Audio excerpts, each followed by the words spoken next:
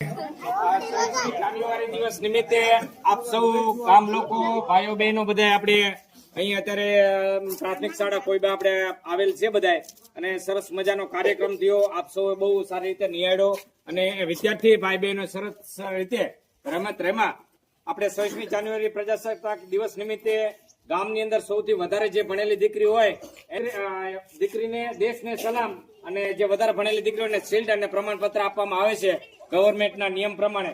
એટલે આપણે સૌથી ભણેલા હેતલબેન ને આપણે અપીલ કરીએ છીએ કે તેઓ સ્ટેજ ઉપર અહીંયા આવે અને આ શિલ્ડ એમને અર્પણ કરે. આપણે હેતલબેન ને આ શિલ્ડ આપવા માટે કોણ બેન આ શું નામ છે? ગુડીબેન એક બેન આપણે ગુડી બોલ આવી જાવ. શું નામ બેન નામ? આપણે ગુડીબેન. હા, કિંજલબેન ને આપણે વિનંતી કરી કે તેઓ આવી અને બેન ને શિલ્ડ આપશે. હેતલબેન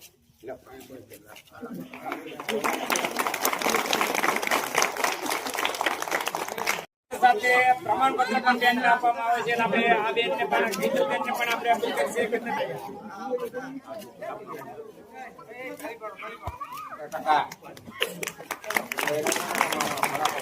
કે બોલવાનું તો કેવું તમે જે આપણી સાથે છે અને ગામના વડીલો, ગામના યુવાનો અને ભૂલકાઓ.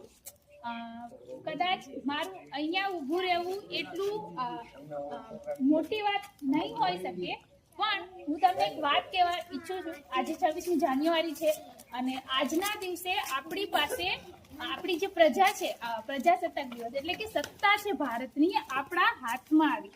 એનો અર્થ કે ભારત પાસે પોતાનો કાયદો હતો, કાયદો આવ્યો, પોતાનો કાનૂન આવ્યો, આપણે આપણી વ્યવસ્થા આપણા હાથમાં લીધી. એની પહેલા અંગ્રેજોનું રાજ હતું તો આપણે સ્વતંત્ર થયા 15મી ઓગસ્ટ 1947માં.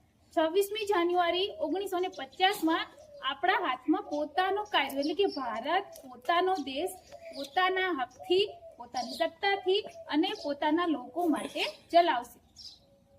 એના માટે આ ઘણા બધા વર્ષો વીતી ગયા એ વાતને, પણ આપણે હજી ક્યાંક ને ક્યાંક મુક્ત થયા નથી. સ્વતંત્ર થવું અને મુક્ત થવું આ બંનેમાં બહુ અંતર છે. શું અંતર છે? કે પહેલા આપણે કોઈ બીજાના શાસન હેઠળ હતા અને અત્યારે આપણે કોના શાસન હેઠળ છીએ?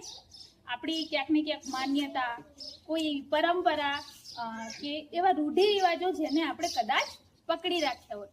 આ જે ક્લાસ અહીંયા દેખાય છે, હું એ જ ક્લાસની વિદ્યાર્થીની હતી. તમે આજે નાના નાના બાળકો જે સર પાસે ભણે છે, હું એ જ સરની વિદ્યાર્થીની હતી.